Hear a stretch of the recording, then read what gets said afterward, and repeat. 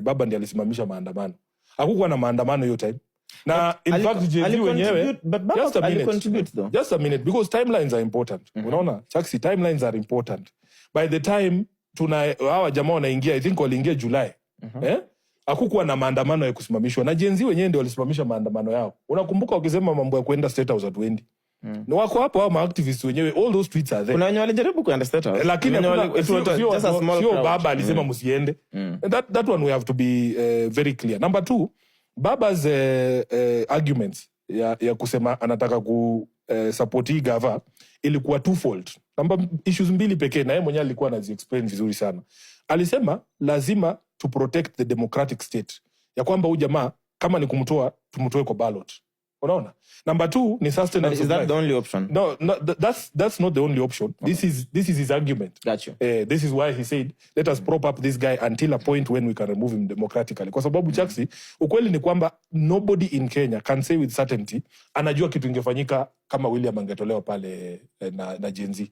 Do you know what would have happened? For sure, can you tell us what would have happened? Two options. It's either the military takes over. Yes. And then if the military takes over is we hope that whoever is in charge is good enough to have to officiate and hand over to a civilian government, or the military keeps ruling. So sasa hizo options to a person who has ever lived in a democracy, they are unpalatable. Because immediately the military takes over, what happens? The constitutional order collapses. Yes. Hakuna koti, hakuna bunge. Vile hii katiba yetu inakuanga suspended immediately. Nakatoa military state. Military state. Unaona? So mtu mwenye anaamini kwa democracy, na ukumbuke hii generation ya kina baba waliishi kwa dictatorship. Wanajua how long it took. Wao unasema ati walihope kama watu wa UG wali receive Museveni as a hero. Akikuja kutoa I think ilikuwa Obote.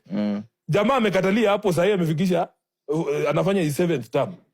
So kama that is a risk you are willing to take, I can agree with you, but from the perspective ya Jacob alisema huyu jamaa for the protection of the democratic state ya Kenya, wacha tungoje tumtoe during an election.